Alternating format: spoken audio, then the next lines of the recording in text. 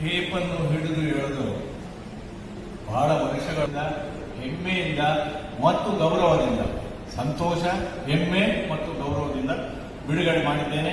ನೀವೆಲ್ಲರೂ ಕೊಂಡುಕೊಳ್ಳಬೇಕಾಗಿ ಮೊದಲಿಗೆ ಪ್ರಾರ್ಥಿಸುತ್ತೇನೆ.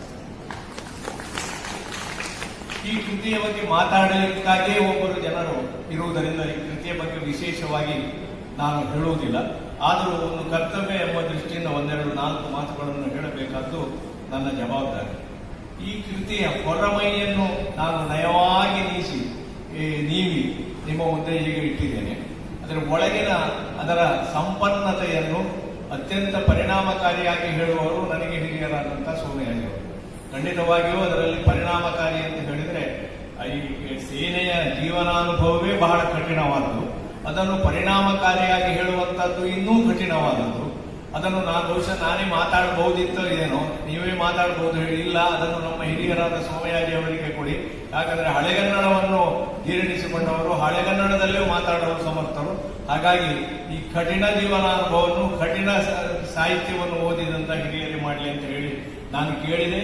ಅವರನ್ನು ಕೇಳಿಕೊಂಡರು. ಅವರು ಪ್ರೀತಿಯಿಂದ ಒಪ್ಪಿದ್ದಾರೆ, ಅವರು ಮಾತಾಡ್ತಾರೆ.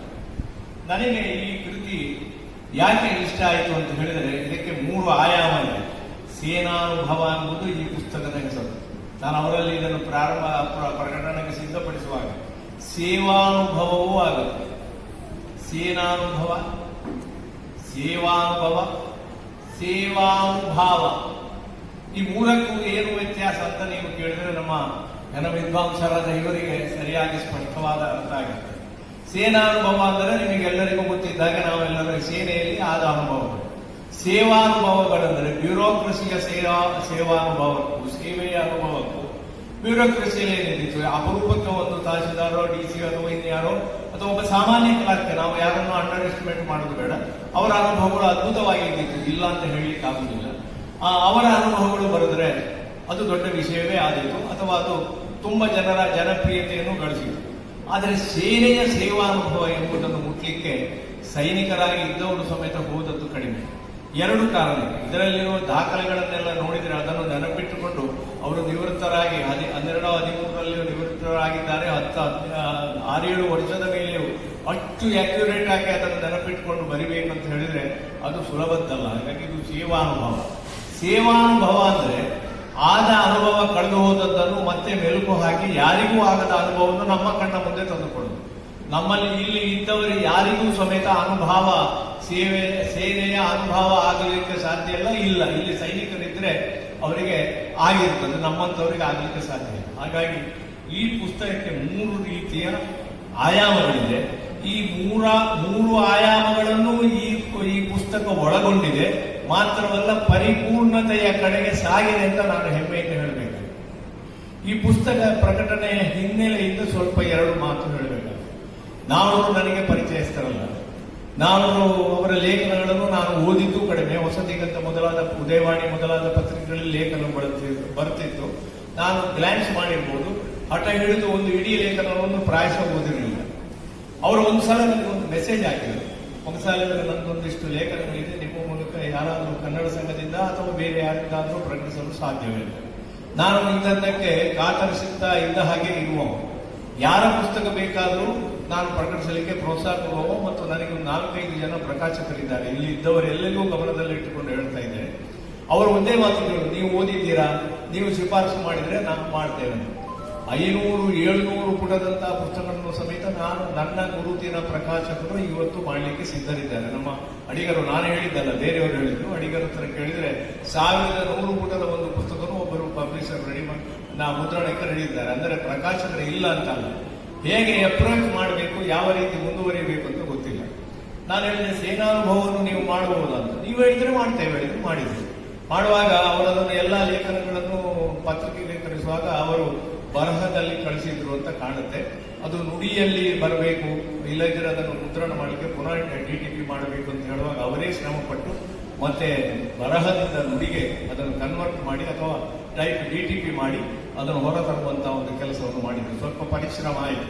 ನಮ್ಮ ಪಬ್ಲಿಷರ್ಗಳು ಸತ್ಯ ಹೇಳ್ತಾನೆ, ಯಾರೂ ಪುಸ್ತಕವನ್ನು ಓದುವುದಿಲ್ಲ. ಯಾಕಂದ್ರೆ ಓದಿದ್ರೂ ಅರ್ಥ ಆಗೋದಿಲ್ಲ ಅವರಿಗೆ ಪುಸ್ತಕ ಅಚ್ಚು ಮಾಡೋದು ಮಾತ್ರ. ಆದರೆ ಯಾರಾದರೂ ಒಬ್ರು ಗೈಡೆನ್ಸ್ ಬೇಕು. ಯಾರಾದ್ರೂ ಒಬ್ಬರು ಹಿರಿಯರು ಹೇಳಿದ್ರೆ ಅಥವಾ ಒಳ್ಳೆ ನುರಿತ ಲೇಖಕರು ಹೇಳಿದ್ರೆ ಅವರು ಮಾಡ್ತಾರೆ. ಹಾಗಾಗಿ ಒಪ್ಪಿಕೊಂಡು ಇದನ್ನು ಹೊರತಂದರು. ಯಾಕೆ ಈ ಮಾತು ಹೇಳ್ತಾ ಇದ್ದೇನೆ ಅಂತ ಹೇಳಿದ್ರೆ, ಸೇನೆಯನ್ನು ನಾವು ಹೇಗೆ ದೂರ ಇಟ್ಟಿದ್ದೇವೆ ಅಂದ್ರೆ ಸೇನೆಯ ಬಗ್ಗೆ ನಮಗೆ ಯಾವ ಅನುಭವ ಇಲ್ಲ. ನಿಮ್ಮಲ್ಲಿ ಇಲ್ಲಿ ಸೇನೆಯಲ್ಲಿ ಇದ್ದವರನ್ನು ಬಿಟ್ಟರೆ ಬಾಕಿ ನನಗಂತೂ ಏನೂ ಗೊತ್ತಿಲ್ಲ. ಸೇನೆ ಅಂದ್ರೆ ಏನು, ಮಿಲಿಟರಿ ಅವರು ಅಂದ್ರೆ ಏನು ಅವರು ಕೆಲಸ ಮಾಡ್ತಾರೆ, ಹೇಗೆ ಕೆಲಸ ಮಾಡ್ತಾರೆ ಎಂಬ ಯಾವ ಅನುಭವ ಇಲ್ಲದವರಿಗೆ ಅಥವಾ ಅಂತಹ ಪ್ರಕಾಶಕರಿಗೆ ಇದರ ಅನುಭವಗಳನ್ನು ಹೇಗೆ ಹೇಳುವುದು. ಹಾಗಾಗಿ ಈ ಪುಸ್ತಕ ಬರುವ ಮೊದಲು ನಾನು ನಿಜವಾಗಿ ಓದಬೇಕು. ಆದರೆ ನಾವು ಹೇಳಿದ ನಂತರ ಅವರ ಕೆಲವು ಲೇಖನಗಳನ್ನು ಗ್ಲಾನ್ಸ್ ಮಾಡುವಾಗ ಒಳ್ಳೆ ಬರಹಗಾರನ ಎಲ್ಲ ಲಕ್ಷಣಗಳು ನಾವು ಅದರಲ್ಲಿ ಕಾಣಿಸುತ್ತೆ. ಒಳ್ಳೆ ಜರ್ನಲಿಸ್ಟಿಕ್ ಲ್ಯಾಂಗ್ವೇಜ್ ಅವರು. ಒಂದು ಒಳ್ಳೆ ಪತ್ರಕರ್ತನಾಗಿರ್ಬೇಕಾದ್ರೆ ಅವರ ಭಾಷೆಯು ಬಹಳ ಚೆನ್ನಾಗಿರ್ಬೇಕು. ಹಾಗೆ ಒಳ್ಳೆ ಜರ್ನಲಿಸ್ಟಿಕ್ ಲ್ಯಾಂಗ್ವೇಜ್. ನಡುವೆ ಈ ಪುಸ್ತಕದಲ್ಲಿ ನಡುವೆ ಅವರು ಸಾಹಿತ್ಯಿಕವಾಗಿ ಕಾವ್ಯಾತ್ಮಕವಾಗಿಯೂ ಸಮೇತ ಹೇಳ್ತಾರೆ. ಹಾಗೆ ಅದನ್ನು ಬಹಳ ಚಂದವಾಗಿ ಹೇಳಿದ್ದಾರೆ. ಪ್ರತಿಯೊಂದು ಅಧ್ಯಾಯವೂ ಸಮೇತ ಬಹಳ ಓದುವ ಹಾಗೆ ರೀಡೇಬಲ್ ಕ್ವಾಲಿಟಿ ಬೇಕು. ಎಷ್ಟೇ ದೊಡ್ಡ ಗ್ರಂಥ ಆಗಲಿ, ಉದ್ಗ್ರಂಥ ಆಗಲಿ, ವಿದ್ವತ್ತಿಂದಾಗಲಿ. ಮೊನ್ನೆ ಯಾರೋ ದೊಡ್ಡ ವಿದ್ವಾಂಸರು ಬರೆದ ಪುಸ್ತಕವನ್ನು, ಯಕ್ಷಗಾನ ಛಂದಸ್ಸಿಗೆ ಬರೆದ ಒಂದು ಪುಸ್ತಕಕ್ಕೆ ಹೆಸರು ಹೇಳುದು ಬೇಡ, ಒಂದು ಮುನ್ನುಡಿ, ದೀರ್ಘವಾದ ಮುನ್ನುಡಿ ಬರೆದು ಅದನ್ನು ಓದಲಿಕ್ಕೆ ಅವರಿಗೆ ಹೇಳಿದ್ರಲ್ಲ, ಮುನ್ನುಡಿಯನ್ನು ಓದಿ ಮೊಗಸಾಲೆ ಅವರು ಮುನ್ನುಡಿ ಓದಿ ಮಾಡಿಸಿಟ್ರು ಅಂತ. ನನಗೆ ಈ ಮುನ್ನುಡಿ ಓದಲಿಕ್ಕೆ ಕಷ್ಟ ಆಯಿತು. ಯಾಕಂದ್ರೆ ನಿಜವಾಗಿ ಸತ್ಯವನ್ನೇ ಹೇಳಿದ್ದಾರೆ, ಆದರೆ ಅದು ಓದುವಂತ ಗುಣ ಇಲ್ಲ. ಓದುವ ಗುಣ ಇಲ್ಲದ್ರೆ ಓದುವುದು ಹೇಗಪ್ಪ? ಅದು ಮಹತ್ವವಾದ ವಿಷಯಗಳಿರಬಹುದು. ಹಾಗಾಗಿ ಇವರ ಓದಿಸಿಕೊಂಡು ಹೋಗುವಂತ ಗುಣ ಇದೆ. ಜೊತೆಗೆ ಆ ಮಿಲಿಟರಿ ಸಾಹಿತ್ಯ ಅಲ್ಲ, ಸೇವೆಯ ಅನುಭವಗಳನ್ನು ಯಾವ ರೀತಿ ಕನ್ನಡೀಕರಿಸಬಹುದು ಅಥವಾ ಭಾಷೆಗೆ ಇಳಿಸಬಹುದು ಎಂಬಂಥದ್ದನ್ನು ಅವರು ಬಹಳ ಅರ್ಥಪೂರ್ಣವಾಗಿ ಮತ್ತು ಸರಳವಾಗಿ ಸಹಜವಾಗಿ ರೂಢಿಸಿಕೊಂಡಿದ್ದಾರೆ. ಹಾಗಾಗಿ ಈ ಕೃತಿ ಎಲ್ಲ ಅರ್ಥದಲ್ಲೂ ಸೇನಾ ಸಾಹಿತ್ಯಕ್ಕೆ ಸಂಬಂಧಪಟ್ಟ ಹಾಗೆ ಒಂದು ಒಳ್ಳೆಯ ಪುಸ್ತಕ ಅಂತ ಹೇಳಿ ನಾನು ಖಂಡಿತವಾಗಿ ಎದೆ ತಟ್ಟಿ ಹೇಳಬಹುದು. ಇದಕ್ಕಾಗಿ ನಾನು ಅವರನ್ನು ಅಭಿನಂದಿಸ್ತೇನೆ. ಈ ಪುಸ್ತಕಕ್ಕೆ ಶಿಖರಪ್ರಾಯವಾಗಿ ನನ್ನ ಸನ್ಮಿತ್ರರು ಮತ್ತು ಒಳ್ಳೆಯ ವಿಮರ್ಶಕರು, ನಾಡಿನ ಅತ್ಯುತ್ತಮ ಕಥೆಗಾರರಲ್ಲಿ ಒಬ್ಬರು ಆದಂತ ಬೆಳಗೋಡು ರಮೇಶ ಭಟ್ರು ಮುನ್ನುಡಿ ಬರೆದಿದ್ದಾರೆ. ಇದರಲ್ಲಿ ಪೌರೋಹಿತ್ಯ ನಂದು ಸ್ವಲ್ಪ ಉಂಟು. ಈ ಪುಸ್ತಕಕ್ಕೆ ನೀವೇ ಮುನ್ನುಡಿ ಬರೆಯಿರಿ ಅಂತ ಹೇಳಿದರು. ಆದರೆ ನಾನು ನನಗೆ ಕೊರೋನಾ ಅಟ್ಯಾಕ್ ಆದ್ರಿಂದ ಹಾಗೆ ಗುಣ ಆಗಿದೆ. ಆದ್ರೂ ಉತ್ಸಾಹ ಇಲ್ಲ. ಮೊದಲಿನ ಉತ್ಸಾಹ ಇಲ್ಲ, ಬರವಣಿಗೆಯಲ್ಲಿ ಉತ್ಸಾಹ ಇಲ್ಲ, ಓದುವುದರಲ್ಲಿ ಉತ್ಸಾಹ ಇಲ್ಲ. ರಮೇಶ ಭಟ್ರು ಒಪ್ಪಿದರೆ ಆಗಬಹುದು ಅಂತ ಹೇಳಿದ್ರೆ ರಮೇಶ ಭಟ್ರಿಗೆ ನಾನು ಫೋನ್ ಮಾಡಿದೆ, ಅವರು ಫೋನ್ ಮಾಡಿದ್ರು. ಅವರು ಬಹಳ ಪ್ರೀತಿಯಿಂದ ಇದಕ್ಕೆ ಒಂದು ಅದ್ಭುತವಾದ ಮುನ್ನುಡಿಯನ್ನು ಬರೆದುಕೊಂಡಿದ್ದಾರೆ.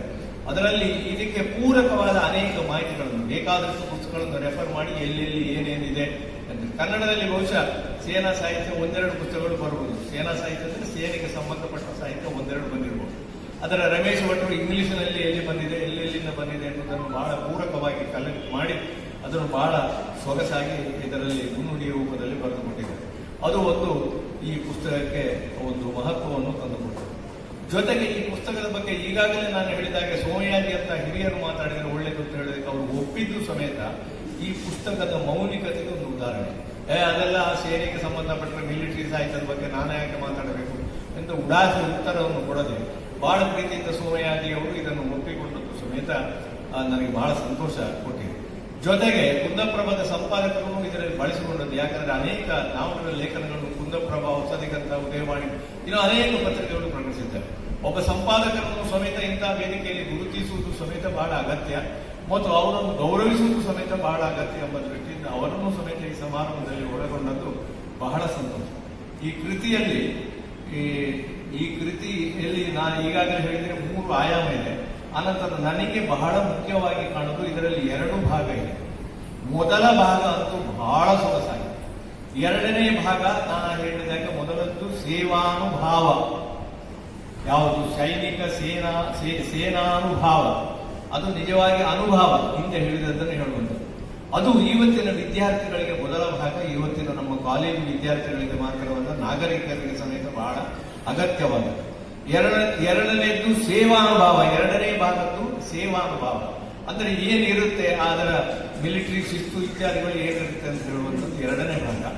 ನಾನು ಒಂದು ಸಲಹೆ ಕೊಡ್ತೇನೆ, ಅವರಿಗೂ ಒಂದು ಸಲಹೆ ಕೊಡ್ತೇನೆ, ಅಥವಾ ಇಲ್ಲಿ ಯಾರು ವಿದ್ಯಾ ಇಲಾಖೆಯವರಿಗೂ ಸಹ ಮಾಡ್ತೇನೆ. ಇದನ್ನು ಕನಿಷ್ಠ PUC ಅವರಿಗೆ ಹೇಳುವುದಿಲ್ಲ, ಇದರ ಡಿಗ್ರಿ ತರಗತಿಗಳಿಗೆ ಉಪಪಠ್ಯ ಅಂತ, ಈಗದು ಏನು ಸಿಸ್ಟಮ್ ಅಂತ ನನಗೆ ಗೊತ್ತಿಲ್ಲ, ಉಪಪಠ್ಯವಾಗಿ ಉಪಯೋಗಿಸಿಕೊಳ್ಳುವುದು ಖಂಡಿತ. ಒಂದು 5 ವರ್ಷ ಇದು ನಮ್ಮ ಮಂಗಳೂರು ಯೂನಿವರ್ಸಿಟಿಯಲ್ಲಿ ಎಲ್ಲ ಈಗ ನಿಮ್ಮ ಯಾವ ಡಿಗ್ರಿಗಳು ಉಂಟು ಅಂತ ಹೇಳೋದು ನನಗೆ ಗೊತ್ತಿಲ್ಲ. ಅದರಲ್ಲಿ ಕೆಲವೊಂದಕ್ಕಾದರೂ ಬಹಳ ಮುಖ್ಯವಾದ ಇದಕ್ಕಾದರೂ ಇದೊಂದು ಉಪಪಠ್ಯವಾಗಿ ಮಾನ್ಯ ಮಾಡಿದೆ. ಒಂದಿಷ್ಟು ಜನ ಸೇನೆಗೆ ಸೇರಲಿಕ್ಕೆ ಸಾಧ್ಯ ಉಂಟು. ಯಾಕಂದ್ರೆ ಸೇನೆ ಅಂದರೆ ನಮ್ಮಲ್ಲಿ ಎರಡು ರೀತಿಯ ತಪ್ಪು ತಿಳುವಳಿಕೆಗಳು. ಸೈನಿಕರು ಕ್ರೂರಿಗಳು, ಸೈನಿಕರು ಯುದ್ಧದ ಸಮಯದಲ್ಲಿ ಸೋಮಾರಿಗಳು. ಬಹಳ ದೊಡ್ಡದಂದ್ರೆ ಯುದ್ಧ ಇಲ್ಲದ ಸಮಯದಲ್ಲಿ ಸೋಮಾರಿಗಳು. ಅಂದ್ರೆ ತಪ್ಪು ತಿಳ್ಕೊಳ್ಬೇಡಿ, ಕೋಣನ ಹಾಗೆ ತಿಂದು ತೇಗುವವರು ಅಂತ ಮಾತಾಡುವವರು. ಅವು ಎರುತ್ತಲಕ್ಕೆ ತಿನ್ಕೊನೆ ಜಪ್ಪುನೆ. ಈ ರೀತಿಯ ತಪ್ಪು ತಿಳುವಳಿಕೆ ಒಂದು ಸೈನ್ಯದ ಬಗ್ಗೆ ನಮ್ಮ ಸಾಮಾನ್ಯ ಜನರಲ್ಲಿ ಅದು ಸರಿಯಾದ ತಪ್ಪು ಬೇಡ, ತಪ್ಪೇ. ಹಾಗಾಗಿ ಇನ್ನೊಂದು, ಯುದ್ಧದ ಸಮಯದಲ್ಲಿ ಅವರು ಗೆದ್ದ ನಂತರ ಅತ್ಯಾಚಾರ ಅನಾಚಾರಗಳನ್ನು ಸ್ತ್ರೀಯರ ಮೇಲೆ ಮಾಡುತ್ತಾರೆ. ಅದು ಸಮೇತ ಬಹಳ ಕ್ರೂರಿಗಳು, ರಕ್ಕಸ ಜಾತಿಯವರು ಅಂತ ಒಂದು ತಪ್ಪು ತಿಳುವಳಿಕೆ ಇದೆ.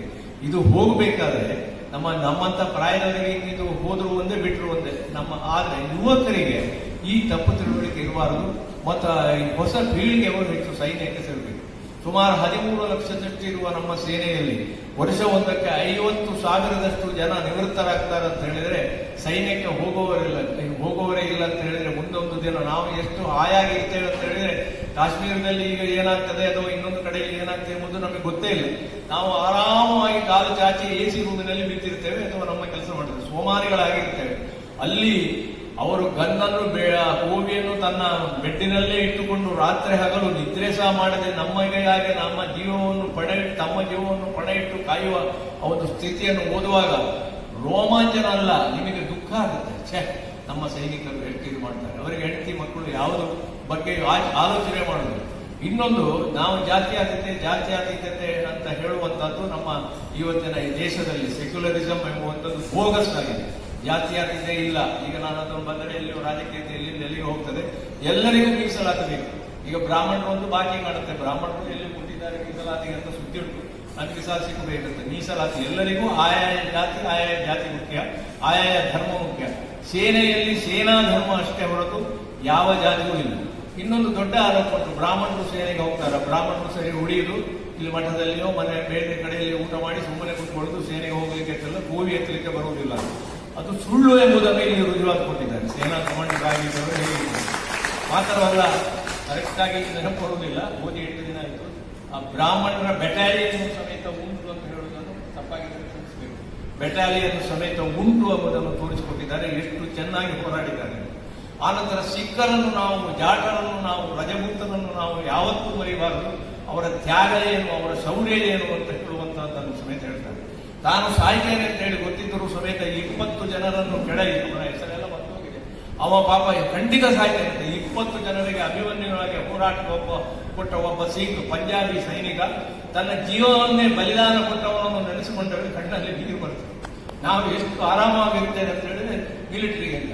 ಹಾಗಾಗಿ ಮಿಲಿಟರಿಗೆ ನಾನು ಸಣ್ಣವನಿದ್ದಾಗ ನನಗೆ ಮಿಲಿಟರಿ ಹೋಗುವ ಐಡಿಯಾ ಇದ್ದಿಲ್ಲ, ಏನೂ ಇದ್ದಿಲ್ಲ. ಇದ್ರೂ ಸಮೇತ ನಮ್ಮ ಮನೆಯವರು ಖಂಡಿತ ಹೋಗ್ತಿದ್ದಿಲ್ಲ, ಮಿಲಿಟರಿಗೆ ಹೋಗೋದು ಬೇಡ. ನನ್ನ ಸೋದರಳಿಯ ಮಿಲಿಟರಿಯಲ್ಲಿ ಹೋಗಿ ಕರ್ನಲ್ ಆಗಿದ್ದಾನೆ, ಅವ MD ಮಾಡಿ ಸೈಕಾಲಜಿ MD ಮಾಡಿ ಈಗ ಪೂನಾದಲ್ಲಿದ್ದಾನೆ ಅವನ ಆಸ್ಪತ್ರೆಯಲ್ಲಿ. ಅವನು ಸಮೇತ ಮಿಲಿಟರಿ ಡಾಕ್ಟರ್ ಅಂತ ಹೇಳಿ ಇಲ್ಲೇ ಡಾಕ್ಟರ್ಗಳಾಗಿ ನನ್ನ ಹಾಗೆ ಕೂತು ತಿನ್ನುವುದಲ್ಲ, ಅವರು ಸಮೇತ ಮಿಲಿಟರಿ ಮಾರ್ಚಿ ಏನು ಅದನ್ನು ಎಲ್ಲವನ್ನು ಪ್ರತಿಯೊಬ್ಬನು ಕ್ಲಾರ್ಕ್ನಿಂದ ಹಿಡಿದು ಬಟ್ಲರು ಅಡಿಗೆ ಮಾಡುವವನಿಂದ ಹಿಡಿದು ಅವ ಏನಾದರೂ ಕಮಾಂಡರ್ ಲೆಫ್ಟಿನೆಂಟ್ ಏನು ಎಲ್ಲರಿಗೂ ಒಂದೇ ಕಾನೂನು. ಯಾರಿಗೂ ಜಾತಿ ಇಲ್ಲ. ಮಾನವ ಜಾತಿ ಬಿಟ್ರೆ, ಮಾನವ ಧರ್ಮ ಬಿಟ್ರೆ ನಾನು ಕ್ರಿಶ್ಚಿಯನ್, ನಾನು ಬ್ರಾಹ್ಮಣ, ನಾನು ಇದು ಅಂತ ಇಲ್ಲ.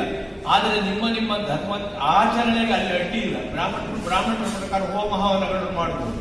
ಹೋಮ ಹವನಗಳನ್ನು ಮಾಡುವಾಗ ಮುಸ್ಲಿಮರು ಸಮೇತ ಭಾಗವಹಿಸಬೇಕು. ಆನಂತರ ಸಿಖ್ಖರು ಮಾಡುವಂತ ಕ್ರಿಯೆಯಲ್ಲಿ ಉಳಿದ ಜಾತಿಯವರು ಭಾಗವಹಿಸಬೇಕು.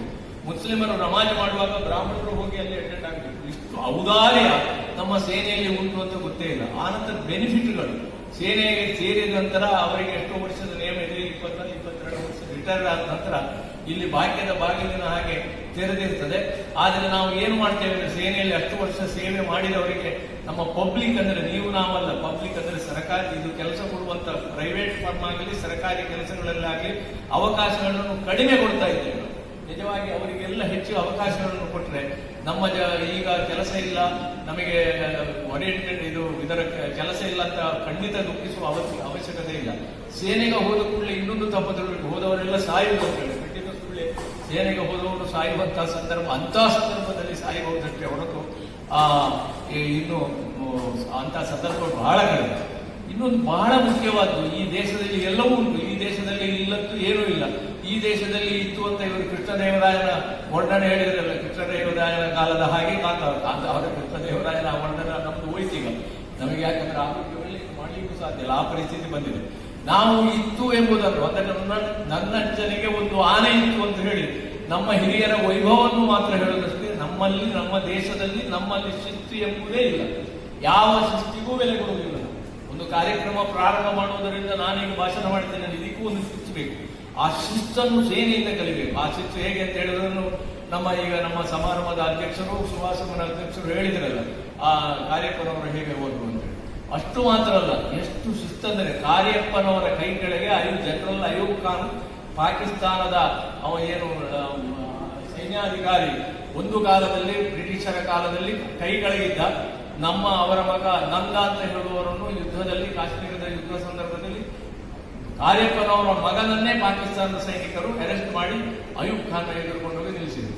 ಅಯೂಬ್ ಖಾನ್ಗೆ ನನಗೆ ಬಾಸ್ ಆಗಿದ್ದವರ ಮಗನೇ ಅರೆಸ್ಟ್ ಆಗಿದ್ದಾನೆ ಅಂತ ಹೇಳುವ ಸಂದರ್ಭ ಬಂದಾಗ ಅವ ಫೋನ್ ಮಾಡ್ತಾನೆ ಕಾರ್ಯಪ್ಪನವರಿಗೆ, ನಿಮ್ಮ ಮಗ ನನ್ನ ಎದುರಿದ್ದೇನೆ, ನೀವು ಏನು ಭಯ ಪಡಬೇಡಿ, ನಾನು ಅವರಿಗೆ ರಕ್ಷಣೆ ಕೊಡ್ತೇನೆ. ಆಗ ಕಾರ್ಯಪ್ಪ ಹೇಳಿದ್ದು ಒಂದೇ ಮಾತು, ನನ್ನ ಮಗ ಮಾತ್ರ ಅಲ್ಲ, ಇಡೀ ಮಿಲಿಟರಿಯಲ್ಲಿ ನಿಮಗೆ ಸೆರೆ ಸಿಕ್ಕ ಎಲ್ಲವರೂ ನನ್ನ ಮಕ್ಕಳು, ನನ್ನ ಮಗನಿಗೆ ಮಾತ್ರ ಅಲ್ಲ, ಎಲ್ಲರಿಗೂ ನೀವು ಕೊಡೋದಾದ್ರೆ ರಿಯಾಯಿತಿ ಯಾವುದನ್ನು ತೋರಬೇಡಿ, ನಿಮ್ಮ ಕಾನೂನು ಹೇಗೆ ಉಂಟು ಹಾಗೆ ಮಾಡಿ ಅಂತ. ಎಷ್ಟು ಶಿಸ್ತು, ಎಷ್ಟು ದೇಶಭಕ್ತಿ ಅಂತ ಹೇಳೋದನ್ನು ಕಲಿಬೇಕಾದ್ರೆ ಮಿಲಿಟರಿಯ ಕನಿಷ್ಠ ನಾಲೆಜ್ ಆದರೂ ಬೇಕು. ಹೋಗಬೇಕಂತ ನಾನು ಹೇಳುದಿಲ್ಲ, ಕನಿಷ್ಠ ನಾಲೆಜ್ ಆದರೂ ಬೇಕು. ಹಾಗಾಗಿ ಈ ಪುಸ್ತಕವನ್ನು ದಯವಿಟ್ಟು ನೀವು ಕೊಂಡುಕೊಳ್ಬೇಕು, ಇನ್ನು ಹೆಚ್ಚಿನವರು ಹೇಳ್ತಾರೆ. ಇಲ್ಲಿ ಒಂದು ಸಣ್ಣ ಒಂದು ಸಲಹೆ ಅವರಿಗೆ ನಾನು ಕೊಡ್ಬೇಕಾಗಿದೆ. ಇದರಲ್ಲಿ ಅವರ ಕುಟುಂಬದ್ದು ಏನು ಬರುತ್ತೆ ಬೇಡ ಅಂತ ಅವ್ರು ಹೇಳಿದ್ರೆ ಅದು ಆಗುದಿಲ್ಲ. ಯಾಕೆಂದ್ರೆ ನನ್ನ ಅಲ್ಲಿ ಇಟ್ಟಿದ್ದೇನೆ, ಮಾರಾಟಕ್ಕೆ ಇಟ್ಟಿದ್ದೇನೆ, ಬಯಲಬೆಟ್ಟ ಅಂತ. ನಾನು ಏನೋ ಅದು ನನಗೆ ಗೊತ್ತಿಲ್ಲ. ಆ ಬಯಲಬೆಟ್ಟ ಓದಿದ್ರೆ ಹೇಗಿದ್ದ ವ್ಯಕ್ತಿ ಹೇಗೆ ಅನ್ನೋದು. ಈ ನಾವು ಮಿಲಿಟರಿಗೆ ಹೋಗುವಾಗ ಮನೆಯ ಸ್ಥಿತಿ ಹೇಗಿತ್ತು, ಆನಂತರ ಅವರ ಹೆಂಡತಿ, ಅವರ ಮಕ್ಕಳು, ಆ ನಂತರ ಈಗ ಬಂದ ನಂತರ ಅಥವಾ ಸುತ್ತಮುತ್ತಲಿನ ಇದು ಹೇಗಿತ್ತು ಅಂತ ಹೇಳುವ ಒಂದು ಅನುಭವ ಬೇಕಿತ್ತು. ಆತ್ಮಚರಿತ್ರೆ, ಅದು ಆಟೋಬಯೋಗ್ರಫಿಯ ಅಥವಾ ಬಯೋಗ್ರಫಿಯ ಏನೇ ಆಗಲಿ ಅದು ಬೇಕು. ಮತ್ತೆ ಈಗ ಬೇರೆ ಸಾಹಿತ್ಯ ಪುಸ್ತಕಗಳು ಬಂದಿದೆ. ಈಗ ಕ್ಷಮತೆ ಅಂತ ಒಂದು ಬಂದಿದೆ, ಅದನ್ನು ನಾನು ಓದಿದ್ದೇನೆ. ಅದಕ್ಕೂ ಇದನ್ನು ಕಂಪ್ಯಾರಿಸಮ್ ಮಾಡೋದು ತಪ್ಪು. ಒಂದು ಕೃತಿಗೆ ಅದು ಕನಿಷ್ಠವೋ, ಇದು ಶ್ರೇಷ್ಠವೋ, ಇದು ಶ್ರೇಷ್ಠವೋ, ಅದು ಕನಿಷ್ಠವೋ, ಅದು ಬೇಡ ನಮಗೆ. ಆದರೆ ಅದರಲ್ಲಿ ಸ್ವಲ್ಪ ಹಿನ್ನೆಲೆ, ಈ ಕೃತಿಯಲ್ಲಿರುವ ಸಣ್ಣ ದೋಷ ಅಂದ್ರೆ ಯಾವ ಮಾಹಿತಿಯೂ ಇವರ ಬಗ್ಗೆ ಇಲ್ಲ, ಡೈರೆಕ್ಟ್ ಪಾಯಿಂಟಿಗೆ ಬರ್ತಾರೆ. ಹಾಗಾಗಿ ಮುಂದೆ ಅವರು ಒಂದಿಷ್ಟು ಇದನ್ನು ಬಿಟ್ಟು ಬೇರೆ ಒಂದು ಬರೀಬೇಕು ಅಂತ ಹೇಳುದು, ನನ್ನ ಜೀವನಾನುಭವಗಳು ಅಥವಾ ಅದಕ್ಕೆ ಏನು ಬೇಕು ಅದನ್ನು ಬರೋದು ಮಾಡಬೇಕು. 70 ಪುಟಕ್ಕಿಂತ ಹೆಚ್ಚು ನೀವು ಮಾಡಬೇಕು. ಯಾಕೆ ಅಂತ ಹೇಳಿದ್ರೆ ನನ್ನದು 570 ಪುಟ ಇರುವ ಮುಖಾಂತರ ಕಾದಂಬರಿ ಮಂಗಳೂರು ಯೂನಿವರ್ಸಿಟಿಯಲ್ಲಿ ಈ ವರ್ಷ ಡಿಗ್ರಿಗೆ ಟೆಕ್ಸ್ಟ್ ಆಗಿದೆ. 570 ಪುಟವನ್ನು 70 ಪುಟಕ್ಕೆ ಇಳಿಸಬೇಕಾಗಿದೆ. ಎಷ್ಟು ಕಷ್ಟ ಉಂಟು ಅದನ್ನು. ಹಾಗಾಗಿ ನೀವು ಈಗ ಇವತ್ತಿನ ದಿನದಲ್ಲಿ ನಮ್ಮದು ಯಾವುದೇ ಪುಸ್ತಕವನ್ನು ಕಾರಂತರ ಮರಳಿ ಮಣ್ಣಿಗಾಗಲಿ ಮತ್ತೊಂದು ಯಾವುದನ್ನು ಟೆಕ್ಸ್ಟ್ ಪುಸ್ತಕದಲ್ಲಿ ನಿರೀಕ್ಷಿಸಲಿಕ್ಕೆ ಸಾಧ್ಯ ಇಲ್ಲ. ಮಕ್ಕಳಿಗೆ ಆ 570 ಪುಟವ ಕಾರಂತರಲ್ಲ, ಪೂರ್ಣಚಂದ್ರ ತೇಜಸ್ವಿಯಲ್ಲ, ಕುವೆಂಪು ಅಲ್ಲ, ಯಾರನ್ನೂ ಓದಲಿಕ್ಕೆ ಆಗಿರುವಾಗ 70-75 ಪುಟದ ಒಳಗೆ ನೀವು ಅದನ್ನು ನಿಮ್ಮ ಇಡೀ ಸಾರಾಂಶವನ್ನು ತೆಗೆದರೆ, ನಾನೇ VC ಅವರ ಜೊತೆಗೆ ಬಂದು ಈ ಪುಸ್ತಕವನ್ನು ನೀವು ಮಾಡಬೇಕು ಹೇಳ್ತೇನೆ. ಅಲ್ಲಿ ಕಮಿಟಿಯಲ್ಲಿ ನನ್ನ ಸ್ನೇಹಿತರಿದ್ದಾರೆ. ಇಂಥ ಒಂದು ಪುಸ್ತಕವು ನಮ್ಮ ಮಂಗಳೂರು ಯೂನಿವರ್ಸಿಟಿಯ ಇದಕ್ಕಾಗಬೇಕು. ಯಾಕೆ ಅಂತ ಹೇಳ್ತೇನೆ, ಹಾಜಪ್ಪ ನಿಮಗೆ ಗೊತ್ತು, ನಾನು ಎಲ್ಲಿಗೂ ಮಾತಾಡ್ತಾ ಇದ್ದೇನೆ ಅಂತ ಗೊತ್ತಿಲ್ಲ. ಹಾಜಪ್ಪ ಕಿತ್ತಳೆ, ಮಂಗಳೂರು ಬಸ್ ಸ್ಟ್ಯಾಂಡ್ನಲ್ಲಿ ಕಿತ್ತಳೆ ಮಾಡುವ ಒಬ್ಬ ವ್ಯಕ್ತಿ. ಒಂದು ಹೈಯರ್ ಪ್ರೈಮರಿ ಶಾಲೆಯನ್ನು ಪ್ರಾರಂಭ ಮಾಡಿ, ಹೈಸ್ಕೂಲ್ ಮಾಡಿ, ಈಗ PU ಕಾಲೇಜ್ ಮಾಡಿ, ಲಕ್ಷಾಂತರ ರೂಪಾಯಿ ಸಾರ್ವಜನಿಕರು ಮತ್ತು ಸಂಘ ಸಂಸ್ಥೆಗಳು ಕೊಟ್ಟು ಇವತ್ತು ದೊಡ್ಡ ಸಂಸ್ಥೆ ಆಗಿದೆ. ಇವತ್ತು ಅವರು ಕೂತ್ಕೊಳ್ಳೋದು ಮತ್ತು ಇಂಥ ಮನುಷ್ಯ. ಆ ಮನುಷ್ಯನ ಬಗ್ಗೆ ಮೊದಲು ನಾವು ಕಾಂತಾವರ ಕನ್ನಡ ಸಂಘದ ನಾಡಿಗೆ ನಮಸ್ಕಾರದಲ್ಲಿ 44 ಪುಟದ ಪುಸ್ತಕವನ್ನು ಹೊರತಂದೆವು. ನೋಡಿ, ನಮ್ಮ ದುರದೃಷ್ಟ ಅಂದರೆ ಮಂಗಳೂರು ಯೂನಿವರ್ಸಿಟಿ ಅವರು ಗಮನಿಸಲೇ ಇಲ್ಲ. ಅವರಿಗೆ ಅಷ್ಟು ಪ್ರಶಸ್ತಿ ಬಂತು, ಪದ್ಮಶ್ರೀ ಬಂತು ಕಳೆದ ವರ್ಷ. ಆದರೆ ಶಿವಮೊಗ್ಗ ಕುವೆಂಪು ಯೂನಿವರ್ಸಿಟಿಯವರು ಟೆಕ್ಸ್ಟ್ ಆಗಿ ಹಾಜಪ್ಪಂದು ಜೀವನ ಚರಿತ್ರೆ ಇವತ್ತು ಕುವೆಂಪು ಯೂನಿವರ್ಸಿಟಿ ಶಿವಮೊಗ್ಗದಲ್ಲಿ ಪಠ್ಯ ಪುಸ್ತಕದಲ್ಲಿ ಮಕ್ಕಳಿಗೆ ಮಾಡೆಲ್ ಆಗಿದೆ. ನಮ್ಮಲ್ಲಿ ಇಲ್ಲ. ಇದನ್ನು ಈ ರೀತಿ ಇದ್ರೆ ಟೆಕ್ಸ್ಟ್ ಮಾಡ್ತಾರೆ ಇಲ್ಲೋ ಗೊತ್ತಿಲ್ಲ. ನಾನು ಅಕಾಡೆಮಿಕ್ ಮನುಷ್ಯಲ್ಲ, ನಾನೊಬ್ಬ ಸಾಮಾನ್ಯ ವೈದ್ಯ ಮತ್ತು ಸಾಮಾನ್ಯ ಮನುಷ್ಯ. ಈಗ ಸರ್ಕಾರದ ಕಾನೂನುಗಳು, ವಿದ್ಯಾ ಇಲಾಖೆ ನೀತಿ ನಿಯಮಗಳು ಗೊತ್ತಿಲ್ಲ. ಮಾಡ್ತಾ ಗೊತ್ತಿಲ್ಲ. ಇದಕ್ಕಾಗಿ ಬೇರೆ ಪರಿಶ್ರಮ ಪಟ್ಟು ಒಂದು ಪುಸ್ತಕವನ್ನು ಅವರು ತಯಾರು ಮಾಡಬೇಕು. ಅದು 70-75 ಪುಸ್ತಕಗಳು ಹೊರಗೆ ಇರಬೇಕು. ಅವರಿಗೆಲ್ಲ ಎಸ್ಟಿಮೇಟ್ಗಳು ಇರ್ತದೆ. ಅದು ಎಂಥದ್ದು ಬೇಕಾದ್ರೆ ಒಂದು ಸಲ ಮಾತಾಡ್ಬೋದು, ಆ ಪ್ರಶ್ನೆ ಬೇರೆ. ಯಾಕಂದ್ರೆ ಹೇಳಿ ಇದನ್ನು ಇಂಥದ್ದಕ್ಕೆ ಎಷ್ಟು ಪರಿಶ್ರಮ ಹಾಕಿದ್ರು ತಪ್ಪಲ್ಲ, ಅದು ಮಾಡಬೇಕಾದಂಥ ಕೆಲಸಗಳು. ಹಾಗಾಗಿ ನಾನು ಒಂದು ವಿನಂತಿ ಮಾಡ್ತೇನೆ, ನಾನು ಓದಿದ ಕೃತಿಗಳಲ್ಲಿ ಇದಕ್ಕೆ ಸಂಬಂಧಪಟ್ಟ ಕೃತಿಗಳೇ ಬಹಳ ಕಡಿಮೆ. ಆ ಓದಿದ ಒಂದು 2-3 ಪುಸ್ತಕಗಳು ಓದಿದ್ದೇನೆ. ಅದರಲ್ಲಿ ನಂಬರ್ 1 ಟಾಪ್ 10 ಅಂತ ಬರ್ತದಲ್ಲ, ಆ ಟಾಪ್ 10ನಲ್ಲಿ ಇದು ಖಂಡಿತವಾಗಿ ನಂಬರ್ 1 ಆಗಿದೆ. ಮಾತ್ರವಲ್ಲ, ಇದು ಟಾಪ್ 10ನಲ್ಲಿ ನಂಬರ್ 1 ಆಗಿರ್ಬೇಕಾದ್ರೆ ಇದು ಇಲ್ಲಿದ್ದ ಪುಸ್ತಕಗಳೆಲ್ಲ ಖಾಲಿಯಾಗಿದೆ. 250 ಪುಸ್ತಕಕ್ಕೆ ಅವರು ಆರ್ಡರ್ ಕೊಡಬೇಕು. ಆಗ ಟಾಪ್ 10 ನಿಜವಾದ ಟಾಪ್ 10 ಚಪ್ಪಾಳಿಯಲ್ಲೇ ಟಾಪ್ 10 ಆಗಿದೆ. ಹಾಗೆ ಆಗಬಾರದು ಅಂತ ಹೇಳಿ ನಾನು ನಿಮ್ಮಲ್ಲಿ ಪ್ರಾರ್ಥಿಸ್ತೇನೆ. ನಿಮ್ಮಲ್ಲಿ ಸೈನಿಕ ವೃತ್ತಿಯಲ್ಲಿ ನಿವೃತ್ತರಾದವರಿದ್ದಾರೆ, ನಿಮ್ಮ ಮನೆಯಲ್ಲಿ ಇರಬೇಕು. ಸೈನಿಕ ಇದರ ಬಗ್ಗೆ, ಸೇವೆಯ ಬಗ್ಗೆ ಗೌರವ ಇರುವವರು ನೀವೆಲ್ಲ ಬಂದಿದ್ದೀರಿ. ನಿಮ್ಮೆಲ್ಲರ ಮನೆಯಲ್ಲಿ ಭಗವದ್ಗೀತೆಯ ಹಾಗೆ ಇರಬೇಕಾದ ಪುಸ್ತಕ ಇದು ಅಂತ ಹೇಳಿ ವಿನಂತಿಸಿ ನನ್ನ ಮಾತು ಮುಗಿಸ್ತೀನಿ. ನಮಸ್ಕಾರ.